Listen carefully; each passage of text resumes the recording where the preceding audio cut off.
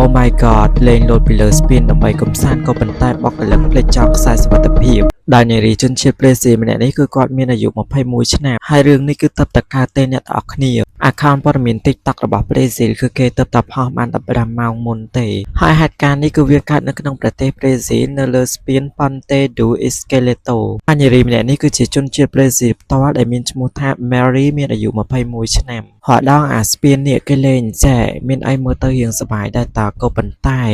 សារនេះគឺវេនារីនឹងគឺបោះកលឹកគឺគាត់ភ្លេចពាក់ខ្សែសុវត្ថិភាពហើយនៅពេលដែលបោះទៅគឺដូចបោះដុំថ្មទម្លាក់អញ្ចឹងអ្នកនរគ្នាហើយកម្ពស់របស់ spin នឹងមិនទាបណាអ្នកនរគ្នាគឺកម្ពស់40ម៉ែត្រឃើញហើយស្រាវតែម្ដងទម្លាក់ចោះទៅផ្លឹកដូចដុំថ្មអញ្ចឹងហើយអានេះវីដេអូគេថតបានផ្ទាល់ជាក់ស្ដែងតែម្ដងហើយឥឡូវនេះមនុស្សចំនួន6នាក់ត្រូវបានចាប់ខ្លួនដែលជាជនសង្ស័យខ្ញុំនៅតែនិយាយដែរអញ្ចឹងមើលដូចចាប់បោះទម្លាក់អញ្ចឹងណា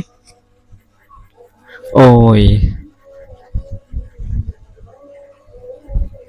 អូយព្រឹងឲ្យមិនរស់ទេអ្នកនរគ្នាហើយនារីដែលជាជនរងគ្រោះហ្នឹងគាត់គឺជាគ្រូកីឡាទៀតអ្នកនរគ្នាជាគ្រូកីឡាបែបគ្រូបង្ហាត់គ្រូហាត់ប្រាណអីចឹងណានិយាយតាមត្រង់ឃើញតែរឿងលោតពីលើ spin ដាក់ខ្សែអីហ្នឹងខ្ញុំឃើញតាមវីដេអូអីគេថាខ្លាចខ្លាំងមែនតើហើយមានអ្នកគិតដូចខ្ញុំអត់គិតថាបើសិនបើគេភ្លេចដាក់ខ្សែអីធ្លាក់មកមិនទៅឥឡូវគឺមានពិតហើយអ្នកនរគ្នានៅក្នុងវីដេអូឃើញនារីនឹងធ្លាក់ដល់ក្រោមហើយទៅមើលខ្សែឃើញខ្សែអត់ទាន់បានចងនារីនឹងអូយខ្លាចខ្លាំងមែនតើអ្នកនរគ្នាអញ្ចឹងបើមានអីកុំបាច់លេងអីប្រសើរជាង